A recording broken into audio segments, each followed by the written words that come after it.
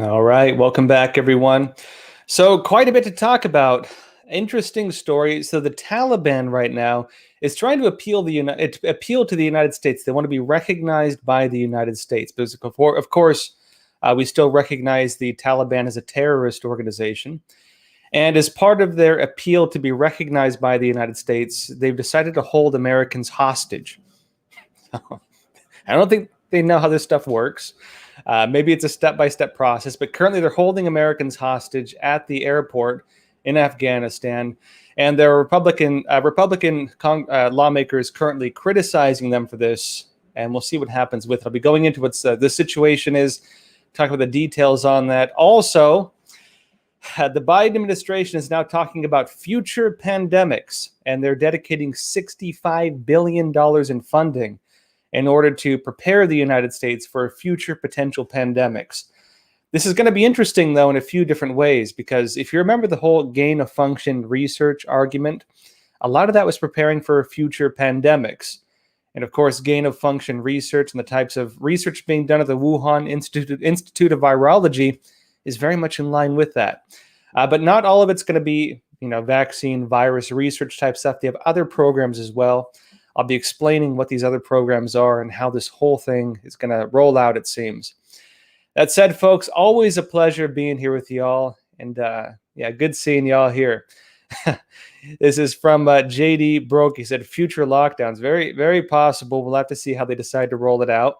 One of the big things I've been talking about for a while now is, whether local governments decide to get rid of the additional powers they've given themselves, which is where they reopen, or if they keep the additional powers, which takes the form of vaccine passports. Your freedom is then something granted to you essentially through government policy, not given back to you. Let's see here. This is from Nicole H. He said, hi all. Yeah. Derek Davidson, he said, good evening, Josh, from Texas Gulf Coast. Yeah, thank you for being here. Freya, hi, Josh. Thanks for being here also. And Katie Cat, hi as well. Folks, always a pleasure. As usual, around the halfway point, we'll go into questions. So if you do have questions, leave them in the chat. And a lot to go into tonight. We'll be talking about it. Now, I've mentioned a few times we're still totally demonetized on YouTube, but we do have our own channel now, official separate platform called Epoch TV. That's EPOCHTV.com. And if you go to /Crossroads, it gives us a bit of points. So be sure to use that. You can find the link to that both in the description below and in the chat. So we just published the third part of the communism series I've been working on. It's the dark origins of communism. Going into the Paris Commune of 1871. And a lot of history, again, that is not normally talked about. At least they don't teach it in schools here in the U.S. Technically the first government that communism took. We're going to have a lot of other parts to it. The next one's going to talk about everyone's favorite topic, which happens to be, how the National Socialists were socialist. Surprise. And that's going to be hopefully debuting next week. We'll see on the production schedule on that. Should be out. But these are exclusively on Epoch TV. I'll show you a quick trailer now of what we're working on with those. The narrative of reason was used to launch the reign of terror, where at least 40,000 people were beheaded by guillotine. Socialists launched uprisings in France in 1789, 1830, and 1848 before Napoleon III launched his own movement with a coup d'etat. What Marx also did was create a new vision of a communist future, of a society created in the image of man rather than God. Using the promise of an undefined utopia, he justified destruction of all existing institutions, including morality, family, religion, economics, government, and others. Under his movement, Marx united socialist and communist factions across Europe. Although the Paris Commune of 1871 ended, the ideas hatched from France would later be deployed across the globe. All right, so again, I've been wanting to do this series for a long time now. It's exclusively on Epoch TV. That's EPOCHTV.com /Crossroads. If you don't have an account there, all you need for a free trial is an email address. So be sure to check it out. And also, I have a lot. We're going to go do a lot more on this. I think the original plan was to have part 3 be on the Illuminati of Bavaria, which actually does tie into the history of communism. Trotsky himself talked about it, and also the Carbonari, which were the charcoal burning societies, but there was a radical faction of them. I can explain more on that around the halfway mark if you remind me in the questions. But that said, folks, I'll jump into the first story for the night, which is going to be talking about the Taliban while holding Americans hostage, as ironically they're doing this to try to get legitimacy. Let's explain what's happening with this. Now, it says here, Taliban holding Americans hostage at Afghanistan airport, according to a top Republican lawmaker. It says top-ranking Republican of the House Foreign Affairs Committee said that the Taliban terrorist group will not allow Americans to leave from an airport in the northern part of Afghanistan, while the White House Chief of Staff estimated that about 100 Americans still remain in the country. That does not include people who are just friendly to America or U.S. allies during the 20-year war. Now, going into this a bit more, Representative Michael McCall, a Republican from Texas, said that 6 airplanes carrying Americans and Afghans are sitting at the Mazar-i-Sharif airport in Afghanistan but cannot depart. So there are, as we speak, 6 airplanes sitting at that airport, and they're not being allowed to leave by the Taliban. Now, on this, they say because the Taliban is holding them hostage for demands, according to this U.S. official, again, Representative Michael McCall. And he adds, in fact, we have 6 airplanes at Mazar-i-Sharif Airport, 6 airplanes with American citizens on them as I speak, also with these interpreters, and the Taliban is holding them hostage for demands right now. Now, he told this to Fox News on Sunday today. The Department of State, he said, has cleared these flights, and the Taliban will not let them leave the airport. The top Republican lawmaker did not elaborate the specific demands the Taliban have made to the United States, but said it is, quote, turning into a hostage situation. And he also said the Taliban will not allow American citizens to leave until they get full recognition from the United States. So you hear that? He's not detailing all of the demands from the Taliban, but he's saying that they will not allow American citizens to leave until they get full recognition from the United States, which is a very bizarre way to try to get recognition from the United States. Because again, as we speak right now, currently still, the Taliban is still recognized as a terrorist organization. Yes, they have conquered the country by force.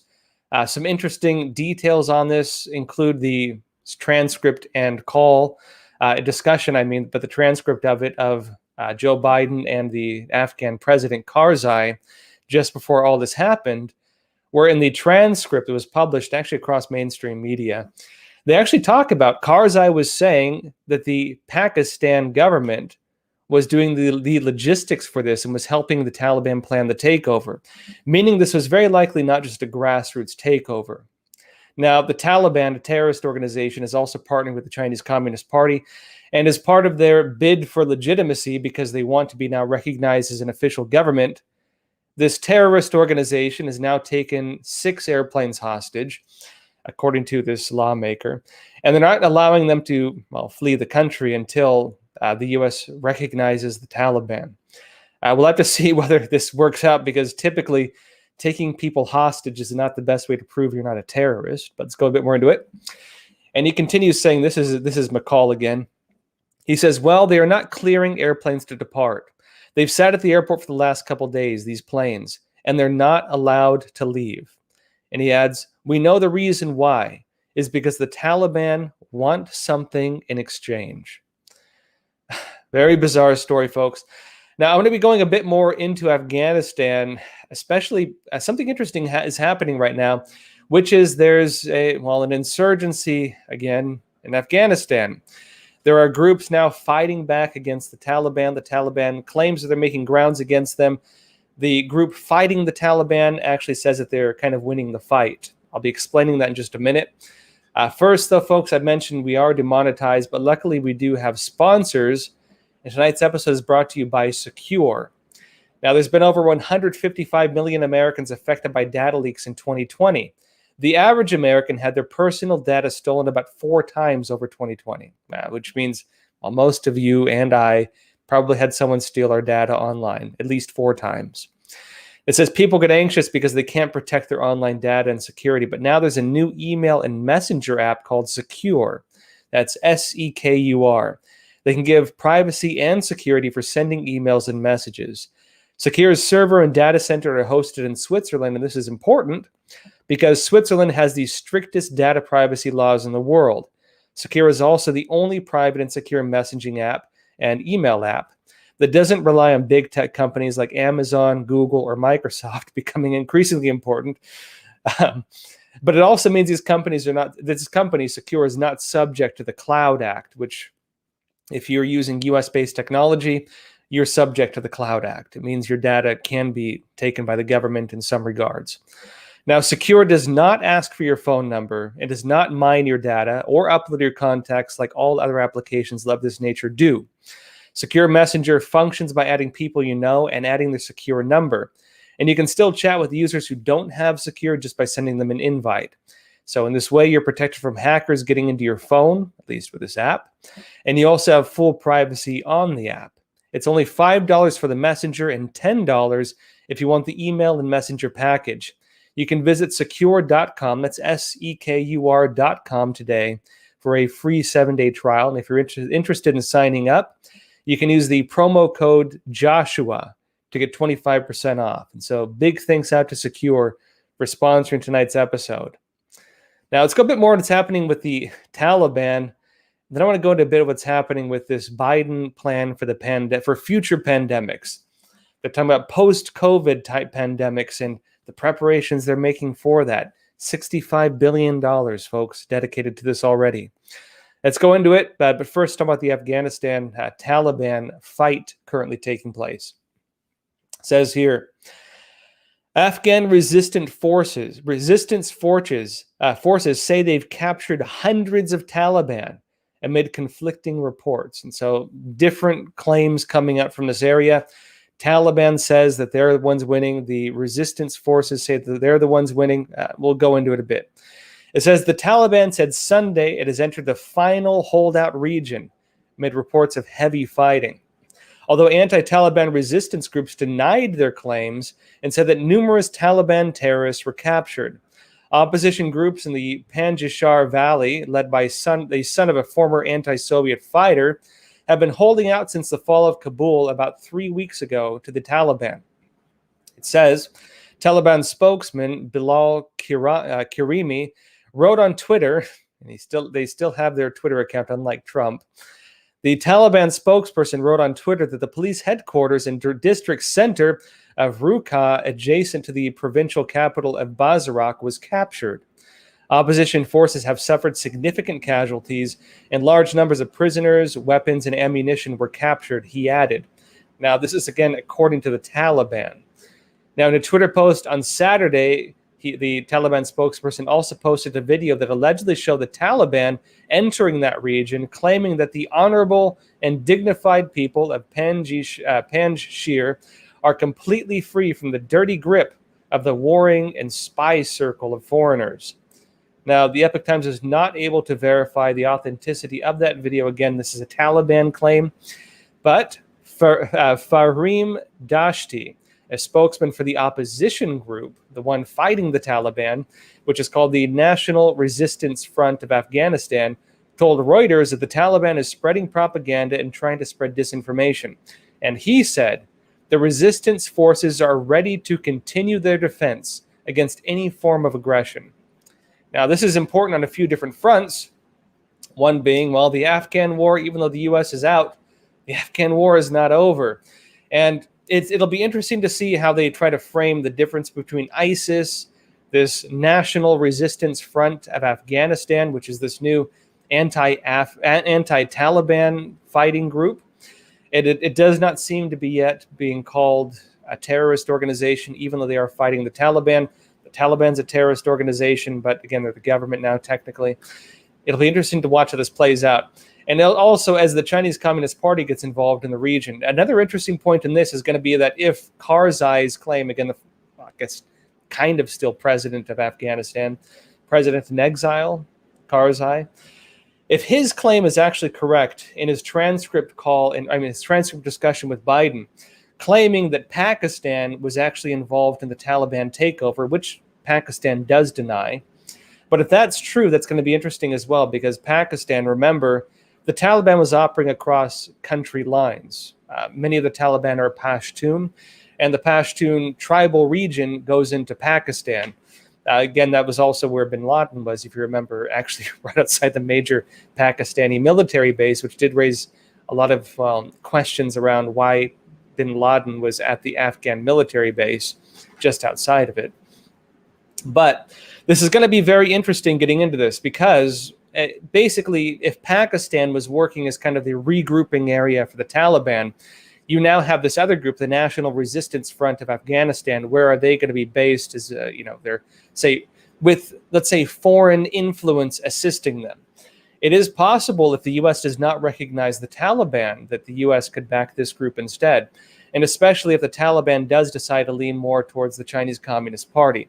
We could ironically be involved in another proxy war, very similar to what was happening during the Cold War, when the United States was backing the Mujahideen against, ironically, the Northern Alliance, which was aligned with the Soviet Union at that time. The Northern Alliance later became the one allied with the United States, and the Mujahideen later became, a lot of them, not all of them, but a lot of them, became the Taliban. So it'll be interesting to watch how this develops. You do, again, have the brewings of a new insurgency, though, in Afghanistan. And you can imagine that even without outside support, even among internal groups within Afghanistan, anybody who is not happy with the Taliban, seizing their firearms, threatening them, and so on, may align with this new group, the National Resistance Front of Afghanistan. And also, as the Chinese Communist Party starts trying to build infrastructure in Afghanistan, you may be able to expect this group to attack the Chinese assets operating there, which is going to be very interesting, because ironically, the Chinese Communist Party is trying to engage in nation building. And if that sounds familiar, that's what the U.S. is trying to do for the last 20 years. It's going to be very interesting to watch how this develops.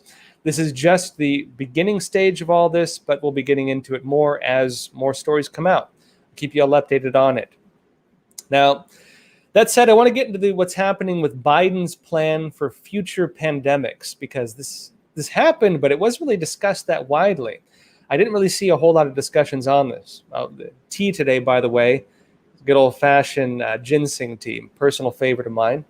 It's very nice. Now, it says here, Biden administration releases $65 billion plan to handle future pandemics. And this is going to be interesting on a lot of different levels, folks, because so let me talk on a couple levels here. There's a lot of suspicion and, frankly, evidence that the virus may have leaked from the Wuhan Institute of Virology. Now, leaking from a laboratory like the Wuhan Institute of Virology does not necessarily mean man-made, but that does not rule out things like them tampering with natural viruses, like things like gain-of-function research, for example. Now, the U.S. intelligence community attempted to verify the origins of the virus. Under the Trump administration, you might remember, the assessment given to Trump based on Trump's statements did suggest, based on Trump's statements and his interpretation of that intelligence community assessment, did suggest that, well, it might have come from this Chinese laboratory. The Biden administration did their own review, and the intelligence community came up flat. They said that they can't verify because the Chinese Communist Party will not cooperate with us and will not let us actually hold an investigation. In other words, we can't prove it's natural, but we can't prove it came from a lab because we can't get into China to prove so. But this is important, because one of the reasons why the talk about, hey, this virus may have come from a laboratory, one of the reasons we can't say that, as Anthony Fauci it's Dr. Anthony Fauci's emails would suggest, there were many people here in the United States who did not want the discussion to go that way. We can see from Fauci's emails and his discussions with individuals, including Mark Zuckerberg of Facebook and other organizations, including many within the scientific community, we're trying to, it seems, based on what we can see in his emails, were trying to restrict investigations into this. Seemed to be the case, and again, a lot of it's redacted, but it seemed to be the case that they were trying to prevent investigations, mainly because they didn't want people talking about gain-of-function research that many of these individuals were in fact backing or even financing indirectly. And the gain-of-function research was basically they were taking, well, it was illegal in the United States to do, but they were doing it through this Wuhan Institute of Virology in China, Wuhan being ground zero of this virus, and just a few miles up the road from that Huanan seafood market, that wet market everyone talked about as ground zero of the virus in China. And, well, basically they were taking existing viruses, making them more easily able to infect human cells, and they were doing creepy things like taking mice that were biologically engineered to have humanized lungs. In other words, they were mice, but they had humanized lungs, and they were creating or altering, natural viruses in ways that would allow these viruses to infect the humanized lungs of these mice, meaning they were creating viruses able to infect humans, more easily able to infect humans. That was the research they were doing. That was the research many individuals here in the United States were helping finance. That was the research that was being, well, censored, it seems, with any kind of inquiry into where this virus may have come from. Now, we cannot prove definitively that the virus came from the Wuhan Institute of Virology, short of actually going there, but you can watch the documentary I did about 17-ish months ago that talks about a lot of research suggesting that this is probably the case. We'll see what comes out from it, but frankly, even though it was called fake news by Facebook pretty early on, most of what we've been talking about has been proven true, even though we were attacked pretty heavily for it. And sometimes that's the price of breaking away from the common narrative, right? Now, one of the issues you have with this, and real quick, Molly and John, he said that is called a bioweapon, and I'm going to have some interesting stuff on this, just briefly. Now, we can't prove whether this was one of those viruses, but if you take, now, typically defensive biological warfare type stuff, if you have defensive programs, it serves the same purpose as an offensive program. Most countries actually do have biowarfare programs, despite the fact that most major countries are signatories of the Biowarfare Act. The Chinese Communist Party is also a signatory on it. They've never shown evidence of getting rid of any of their programs. In fact, they never even acknowledged the programs that we knew they had. And also, one issue you have is that, as you mentioned, if you take a virus and you alter it to make it more easily able to infect human lungs, that does serve that purpose. And I'm going to have a very interesting interview up soon with Gordon Chang, talking about actual Chinese documents. They're talking about this publicly. The Chinese Communist Party, as we speak, is creating what Gordon Chang describes as nation killers, civilization killers, viruses that they're biologically created viruses. CCP is talking about this. This isn't conspiracy. They have actual documents talking about creating these types of viruses. But they're viruses that target specific ethno DNA strands. And so you can target countries, you can target specific civilizations, you can target specific ethnic groups. The Chinese Communist Party, as we speak, is talking publicly within their own reports about creating viruses like this. And again, if you talk about bioweapons, somehow you're called a conspiracy theorist. So this isn't far from it. But this being said, one of the ways that this type of research is often passed is people call it, vaccine research or trying to prevent future pandemics and things like this, which is going to be a part of this interesting discussion as the U.S. is now talking about a plan to handle future pandemics. Now, this isn't to say it's going to be on this. The money's going to a lot of different things. Let's talk about it. It says here, the White House on Friday announced a plan costing over $65 billion to handle future pandemics, with a report from the Biden administration saying that the United States is not adequately prepared for future biological threats. And Eric Lander, the president's science advisor, said on teleconference on Friday, quote, We need better capabilities also because there's a reasonable likelihood that another serious pandemic that could be worse than COVID-19 will occur soon, possibly even within the next decade. And he continues, the next pandemic will very likely be substantially different than COVID-19. Now, on what grounds they're stating this, who knows? It could just be speculation. But they continue stating, so we must be prepared to deal with any type of viral threat. Now, Lander, who is also the director of the White House Office of Science and Technology Policy, OSTP, shared the administration's new plan titled American Pandemic Preparedness, Transforming Our Capabilities, which they say is to protect the country against biological and pandemic threats. And as we talk about the Chinese Communist Party, in their own words, actually discussing the creation of ethnocentric bioweapons. I'm going to have an interview up on that soon with Gordon Chang. Actually, it's not far-fetched that this may be necessary, but it goes into it saying this. The cost of the plan is $65.3 billion over 7 to 10 years. And it says, this is Lander saying this, it's vital that we start with an initial outlay of $15 to $20 billion to jumpstart these efforts. Accordingly, we're proposing that the current budget reconciliation provides at least $15 billion towards this goal.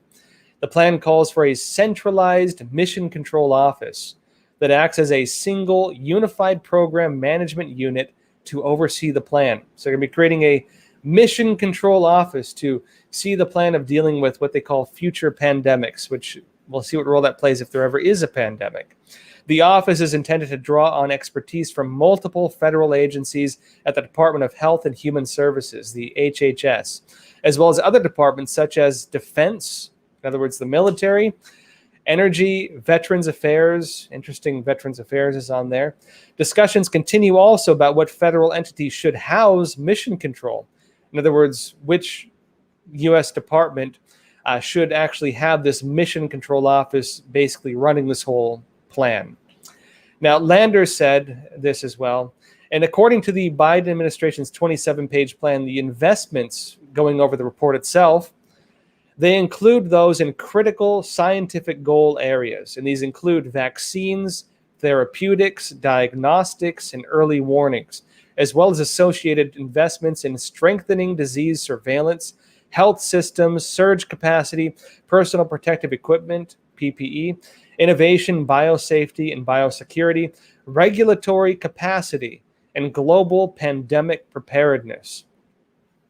Now, we'll see where it goes with this because one of the important things here is the vaccine argument. And again, if you want to prepare for viruses that don't yet exist, typically it does take the form of things like, well, gain-of-function research. But again, we'll see what happens with it, right? We don't have the details on this yet. We'll see what it actually means. Now, the bulk of the administration's plan includes investing some $24.2 billion to have the United States be prepared to, quote, rapidly make effective vaccines against any virus family. Hear that, folks? So $24.2 billion of this plan, which is, again, a $65 billion plan, 24.2% of it, 24.2 billion of that, almost about just a bit over a third, is going to be for, again, rapidly making effective vaccines against any virus family, meaning very likely they're going to be taking viruses and doing research very similar to this gain-of-function research that was happening in China.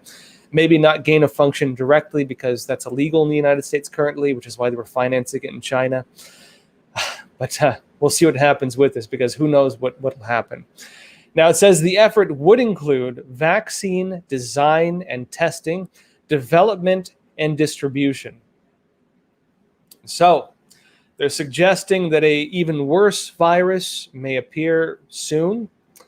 We don't know what they're basing that off of, but they're already working on vaccines for these unforeseen viruses. How do you prepare for a virus that does not currently exist? It's hard to say. But they're going to be creating vaccines for all virus families, meaning they're going to be very likely experimenting with all viruses, if they're all virus families, if that is the case, and doing things that would alter them in ways where they can experiment infecting maybe humanized lungs of mice if they choose to do so, which is actually apparently not uncommon. We'll see what happens with it. That said, folks, a lot to go into. I want to talk a bit about what's happening with the vaccines and vaccine policies. I know I mentioned a while back, or a recent episode not too long ago, that Pfizer had approved one of these vaccines. The FDA had approved one of the Pfizer vaccines. There's an important stipulation to that the version of the vaccine they actually approved is not one that's currently being used in the U.S. And so I'm going to go over that in just a bit. But first, folks, I want to go into the questions. And so, as always, if you have questions, leave them in the chat. We'll try to get to them, and then a lot more stories to go into afterwards. So stick around for that. So, folks, leave your questions. It does help if you write question in your question. Just makes it easier to search the chat because we don't have super chat. All right, folks, that real quick, though, I mentioned again that if you want to support Crossroads, a great way to do that. Well, we do have Donor Box, which has kind of replaced our Patreon. You can find that linked in the description below, but we also have Epoch TV, and that's epochtv.com/Crossroads. You have some great exclusive interviews there, some great exclusive special features, documentaries, and a lot of other shows. We also now have Epoch Cinema, where we're getting movies. There's going to be a lot going on there. Be sure to check it out. I want to show you a quick trailer now of what we're working on over there. The United States is withdrawing from Afghanistan, but as it happens, the Chinese Communist Party is moving in with diplomatic relations with the Taliban. 美军撤出阿富汗表明，肆意对他国进行军事干涉，只会以失败收场。 Strategically, the U.S. withdrawal from Afghanistan and the collapse of the U.S.-backed Afghan government in Afghanistan is a success for China. Part of the reason for the U.S. withdrawal is to refocus the U.S. military on bigger threats. We have to shore up America's competitiveness to meet these new challenges in the competition for the 21st century. Having U.S.-backed troops on its western border is a major threat to the Communist Party. China wanted to get the United States out of Afghanistan, and for that reason, it's a strategic success for them.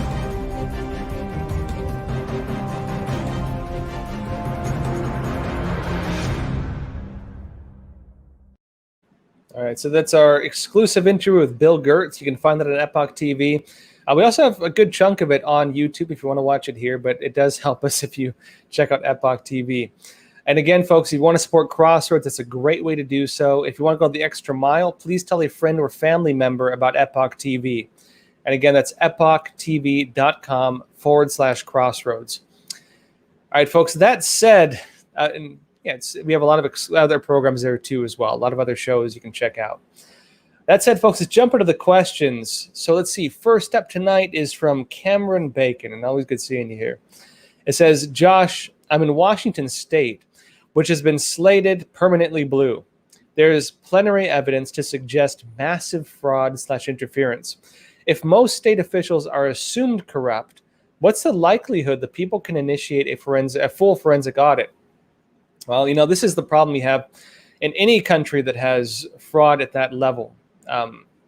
Why you have banana republics, right? Now, basically, one issue you have with getting investigations, and why it's typically hard to get investigations into potential voter fraud, is because typically the officials who would initiate such investigations tend to be the ones who got elected through the election process. And if the election process itself is tainted, well, the chances of them wanting to investigate it are very slim.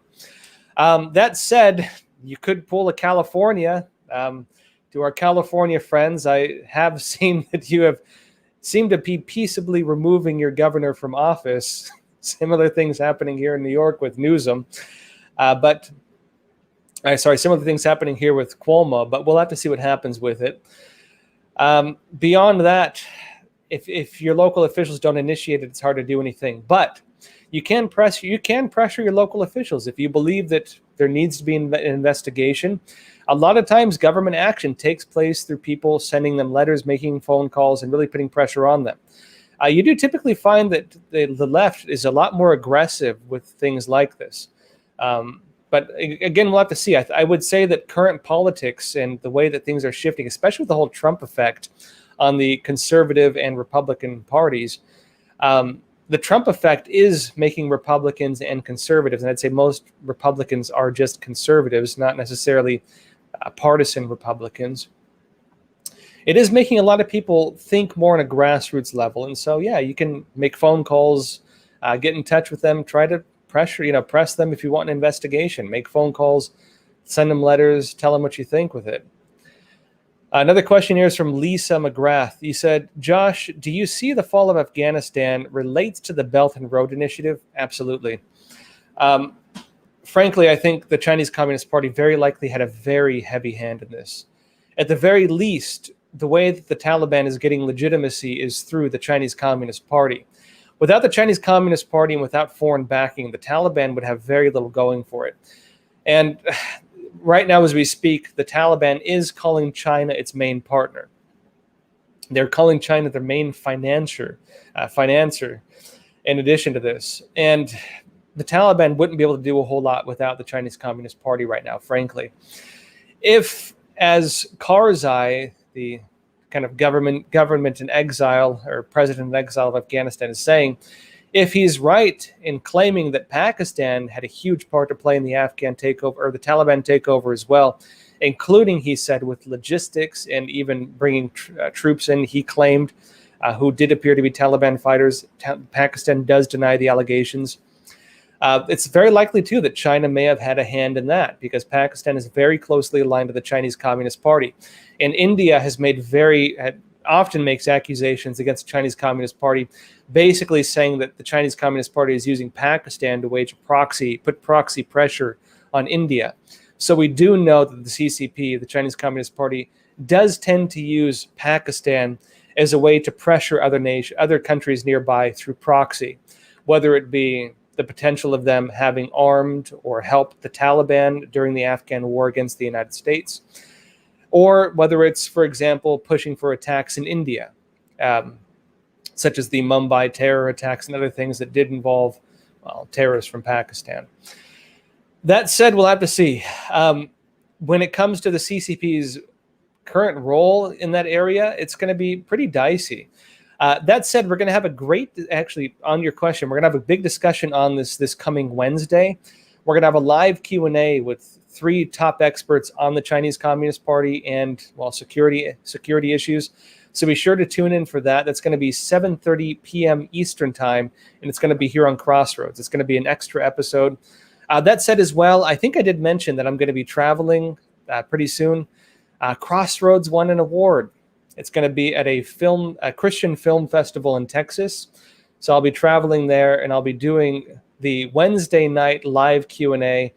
The special live Q&A we're doing focused on this issue, China and the Taliban. I'll be doing that while I'm on the road. And also I mentioned that I wasn't sure if I'd be able to do the live this coming Thursday. I should be able to do it. So unless some unforeseen circumstance takes place, everything's on schedule. Be sure to still join us this coming Thursday, 10:30 p.m. Eastern time. I will be on the road again, so I'll just be doing it from a hotel, as you often see me do. Another question here from Brent Merrow. You said, Josh, when will Arizona audits be made public? Well, the Arizona audit has kind of run into a roadblock because, the voting machine companies and the local government officials in Maricopa County are not cooperating with the investigators. They're kind of blocking things from moving forward. They claim that they claim that the investigators, the government there in Arizona, doesn't have the jurisdiction to be able to request some of the information they're requesting, and they're refusing to provide it. There have been attempts to try to force them to appear, and they're just not cooperating. And so there's a lot of information that needs to come out for the audit to really be completed that they're not able to get. If the report, but not to say they're not going to publish the report and the current findings regardless of this. Maybe they will, but they have stated previously that they do plan on releasing it publicly, and so we will see if that happens and when it happens. I'll keep you all updated on that, though. Question here from Darrell Watts. He said, Josh, what about the second lab in Wuhan? I saw Truth Over News did a special on it. Nobody is speaking about it outside of Epoch Times. Yeah. So in Wuhan, again, ground zero of the virus, you have two main virus laboratories. The one we most often talk about is the Wuhan Institute of Virology. The second laboratory is also there. And I would say that most focus is on the Wuhan Institute of Virology because, well, as you saw in the document, if you haven't watched it yet, be sure to check it out. It's still on YouTube. As we talked about in the documentary I did over a year ago now, which was investigating the origins of the Wuhan coronavirus, where we basically look into all the evidence that's public and just look at it and present what's there in terms of the possible origin of the virus. A lot of it does point to the Wuhan Institute of Virology and the gain-of-function research they were doing there, and Dr. Xi Zhengli, also known as the Batwoman of China. Frankly, in my own assessment, and this is purely my assessment, I would say that the horseshoe bat virus, which did come from the Yunnan bat cave, does appear to be the one most closely aligned with what we're seeing with this virus in terms of the descriptions of the virus, the way it acted, and yes, that virus was being housed at the Wuhan Institute of Virology. Now, this other virus lab is coming to the spotlight as well. And again, maybe it came from there. Maybe it came from there. Who knows?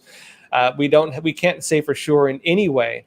One of the main reasons that laboratory is coming into focus is mainly because of the, I'd say, large-scale focus generally on the possible lab origin of the virus and the type of freaky, frankly, sometimes military-aligned research the Chinese Communist Party has been doing with viruses of this nature.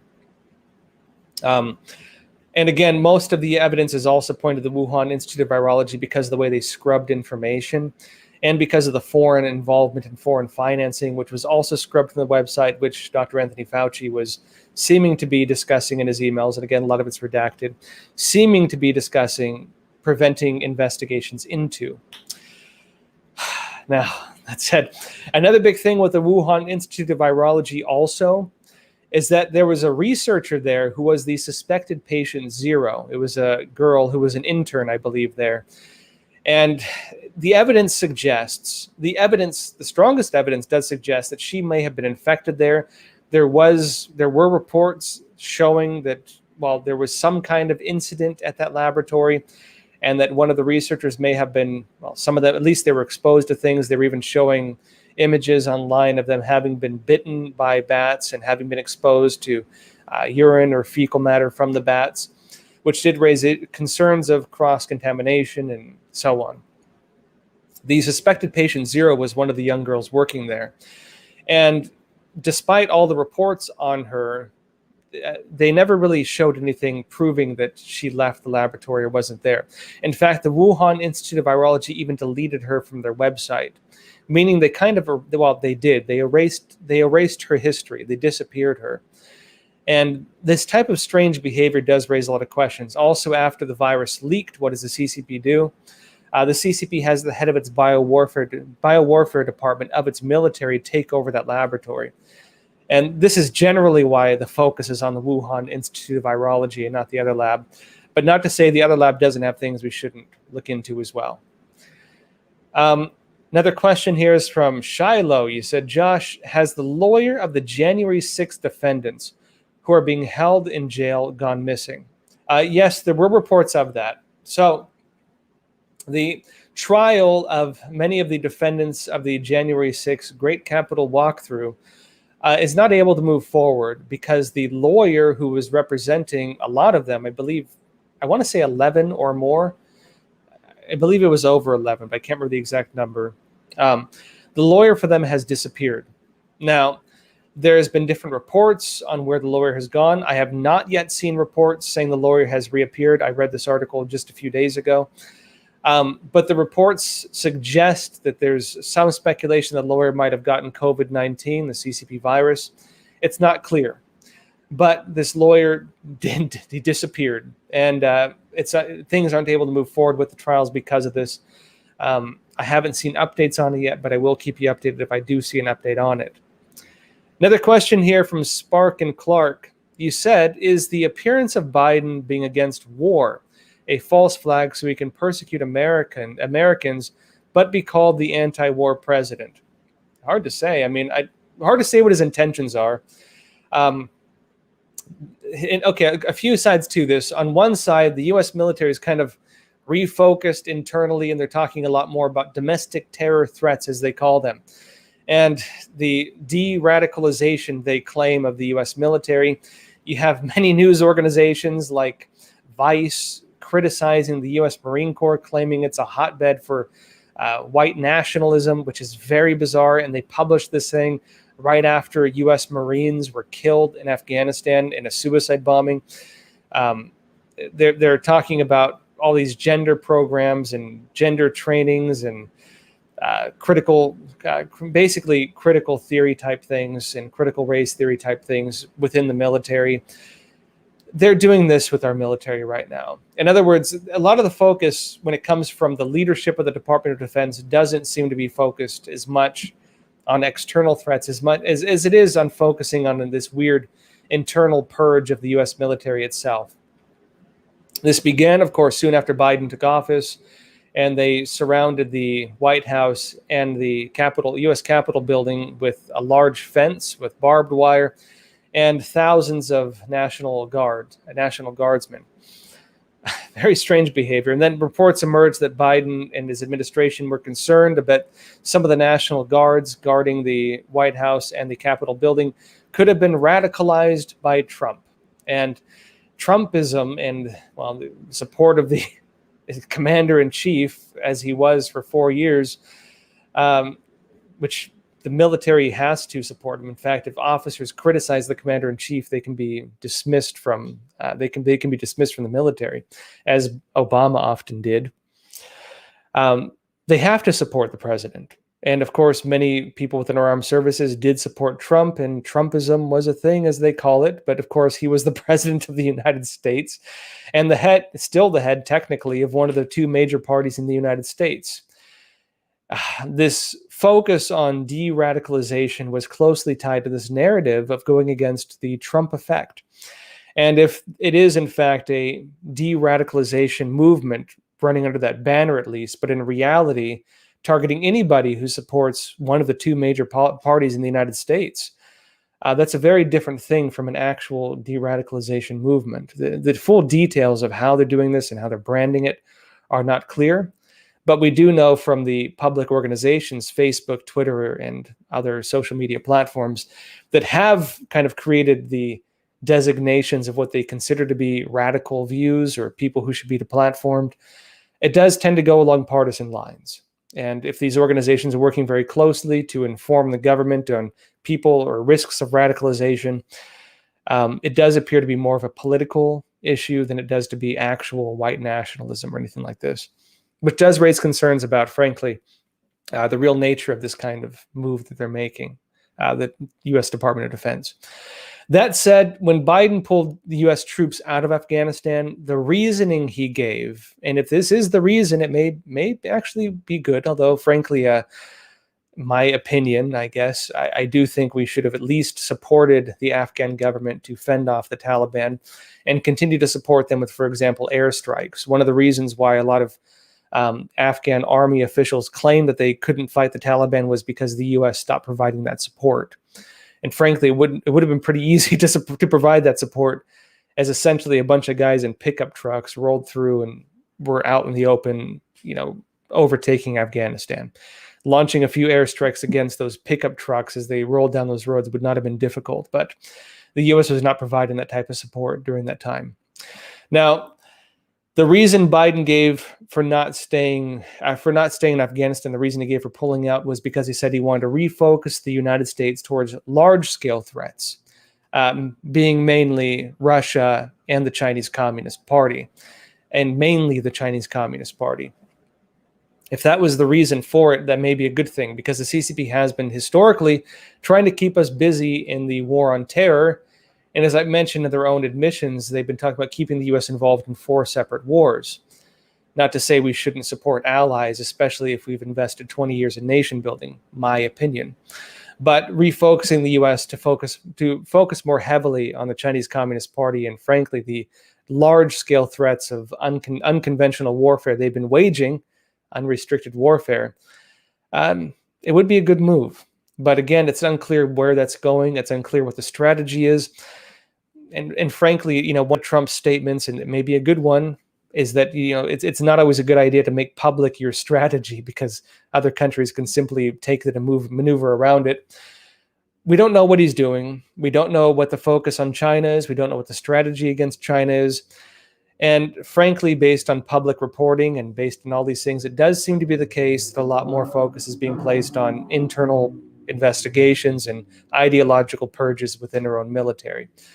And this alleged focus on domestic terror, as they call it, which they're grouping in not just ISIS now, they're grouping in, it seems to be more of a partisan viewpoint of Americans in general.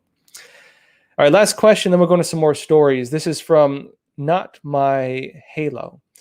You said, in Dearborn, Michigan, since Obama has allowed child brides for Islamists, now they have made it legal to marry at 16 years. How is this not raising every red flag? Yeah. So that is one of the big concerns as we get refugees from many of these countries, is whether, frankly, you let them into the country if they have child brides. Many countries that do have refugees coming to the United States have laws, for example, that let them have multiple wives or have child brides that violate U.S. law. As you mentioned, some states do have laws that let you, age of consent could be 16 years of age.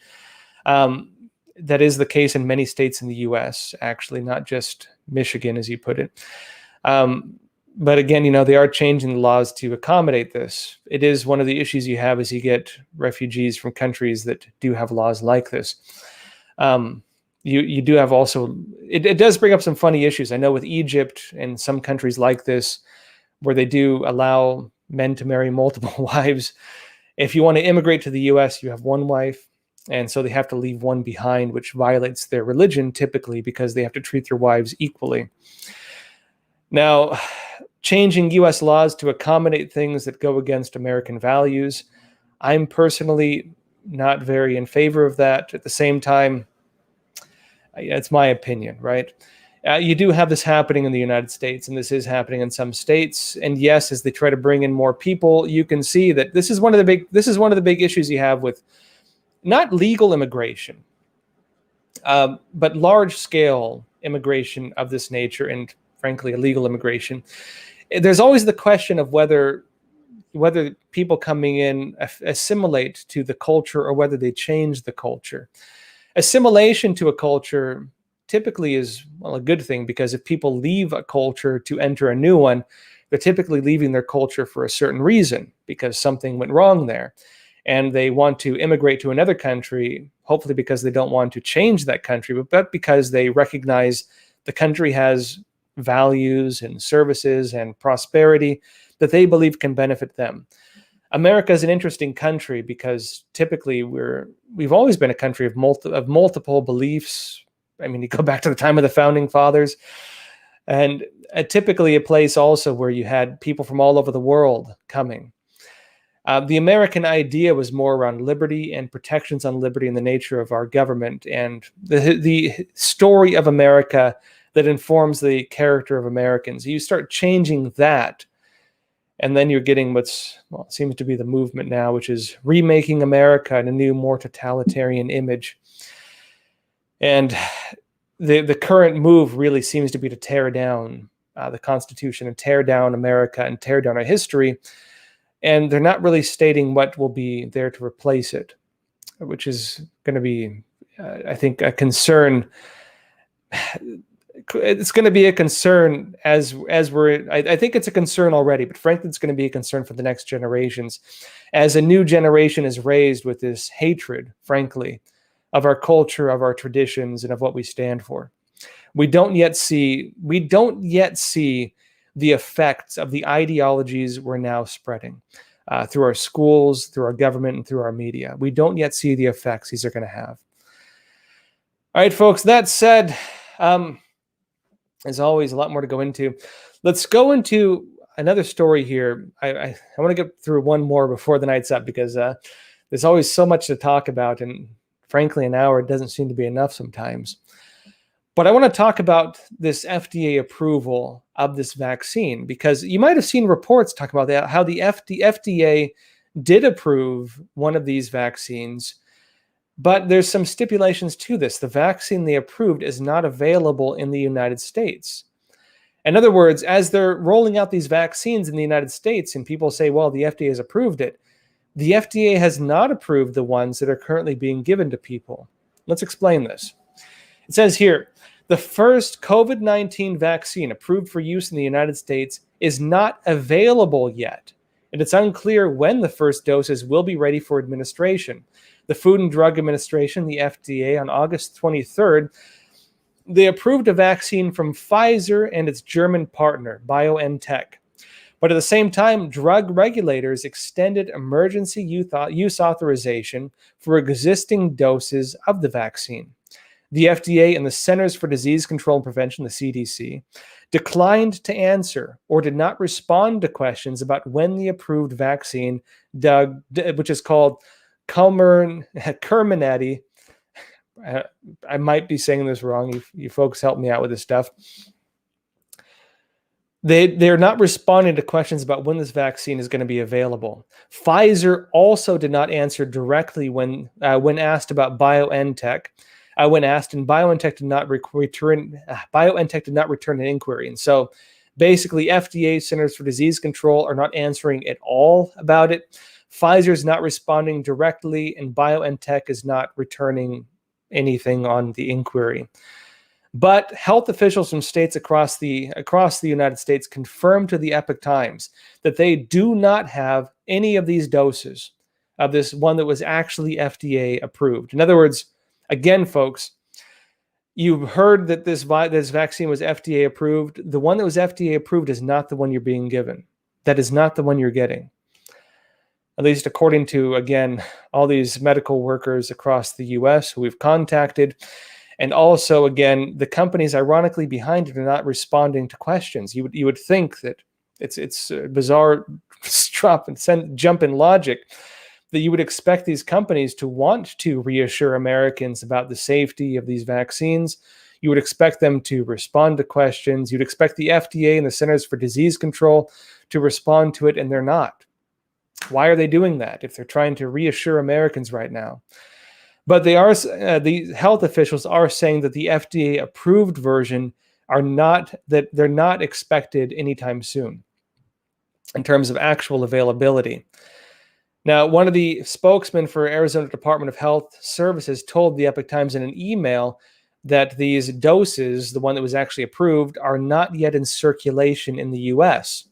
And he said, there is no timeline for when the branded product will start to be shipped. Now, this is another official. This is according to a spokeswoman for the Tennessee Department of Health. We contacted a few of them. They said there is no timeline for when the branded product will start to be shipped. An official in Massachusetts also said that the approved doses will not likely be distributed until October at the earliest. But again, different sources are saying that they don't even have a timeline for it. Georgia, Illinois, North Dakota, West Virginia, Wyoming, and Washington State have also not received any of these doses, according to these officials. Now, this is very interesting because we've been told that the Pfizer vaccine is FDA approved. This has been what a lot of people are saying. And I believe I even said that. I do apologize. Please forgive my error on that. FDA did approve one of the Pfizer vaccines, but the one they approved is not the one you're being given, folks. And they don't even have a timeline on when it's going to be available in the United States. A very interesting note on this that, frankly, is not being very widely discussed. It's getting late, so I'll just go for a few brief notes. Currently in France, you have 140,000 French citizens protesting against the vaccine passport. German employers are not allowed to request workers' vaccination status. So Germany is actually, the labor minister is saying that they can't request vaccination status of workers. In Florida, they're going to start fining businesses $5,000 if the businesses try to make vaccine passport policies. In Oregon, police and firefighters are suing their governor over COVID-19 vaccine mandates. In New York City, the teacher union is going to take legal action against calls for layoffs of unvaccinated staff. And so here in the U.S., even in New York, and the teachers union has a lot of power, you do have unions now taking a stand against these vaccine policies vaccine passport policies being done at the different levels of our state and local governments. That said, folks, always a lot to go into, and always, frankly, a lot more than we have time for. It's incredible. It's an hour-long show, and it feels like there's never enough time for it all. Yeah, bizarre times, folks, and frankly, a lot of issues that are not really being accurately reported on, like frankly, the stuff about the Pfizer vaccine. How many of you knew that the Pfizer vaccine that is still in distribution is not the one approved by the FDA, according to, frankly, all these contacts we reached out to, officials we reached out to? Very bizarre update. And always, folks, a lot to go into. That said, if you want to support Crossroads, again, we're totally demonetized still by YouTube. It seems to be indefinite. We did contact them. They said we're banned essentially without any timeline on when we're going to be unbanned. So we don't have advertisements. We don't have Super Chat, but we do have Epoch TV and we do have Donor Box. So if you want to support Crossroads, you can check out the link to Donor Box in the description below, or check out Epoch TV, or both, frankly. Epoch TV also has a lot of other shows I think you'll really like. Really, a lot of great shows, and be sure to check them out. We also have the exclusive interviews for Crossroads on there, the full interviews. We also have a lot of special features of Crossroads and some documentaries in the works too, I should add. I'll keep you all updated on it. I've been hard at work, as you may imagine, on quite a lot. And a lot going on, folks, as always. Again, the link for that is Epoch TV, epochtv.com/Crossroads. Always appreciate your support, folks. And that said, as always, please take care of yourselves, stay informed, and stay free. Thank you.